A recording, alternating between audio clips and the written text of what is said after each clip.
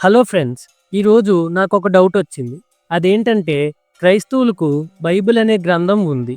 ముస్లింలకు ఖురాన్ అనే గ్రంథం ఉంది. మరి మన హిందూ ధర్మంలో మనకంటూ అలాంటి గ్రంథం ఏమైనా ఉందా? ఒకవేళ ఉంటే అది ఏ గ్రంథమై ఉంటుంది?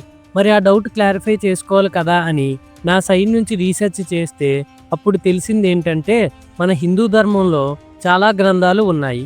అయితే అవి ముఖ్యంగా 2 రకాలుగా డివైడ్ చేశారు. మొదటిది శృతి గ్రంథాలు, రెండోది స్మృతి గ్రంథాలు. ముందుగా శృతి గ్రంథాలు అంటే ఏంటో తెలుసుకుందాం. వీటిని అపౌరుషేయులు అని అంటారు. అంటే అవి ఏ మనిషి చేతను సృష్టించబడలేదు అని అర్థం. అనగా వాటిని దేవుళ్ళ నుండి నేరుగా విన్నవిగా లేదా గొప్ప ఋషులు ధ్యానంలో ఉన్నప్పుడు గ్రహించిన శబ్దాలుగా నమ్ముతారు. ఆ ఋషులు వాటిని కేవలం విన్నవాళ్లే, వాటిని సృష్టించిన వాళ్ళు కాదు. అలా విన్న వాటిని తరువాత తరాల వారికి నోటి మాటగా చెప్పేవారు. మరి శృతి గ్రంథాలు అని వేటిని అంటారంటే వేదాలు, అనగా ఋగ్వేదం, యజుర్వేదం, సామవేదం, అథర్వణ వేదం, వీటితో పాటు ఉపనిషత్తులు.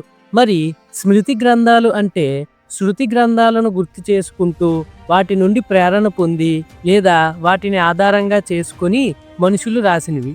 అంటే ఇతిహాసాలు, అనగా రామాయణం, మహాభారతం, పురాణాలు, వీటితో పాటు ధర్మశాస్త్రాలు. శృతి గ్రంథాలు మనకు దేవుని గురించి, మన ఆత్మ గురించి, పరమాత్మ గురించి నేర్పిస్తాయి. స్మృతి గ్రంథాలు ఆ జ్ఞానాన్ని రోజువారీ జీవితంలో ఎలా ఉపయోగించాలి, మంచిగా ఎలా బతకాలి, సమాజంలో ఎలా ఉండాలి అనేవి వివరిస్తాయి. అయితే ఇన్ని గ్రంథాలు ఉన్నప్పటికీ వాటన్నింటినీ చదవలేం కదా.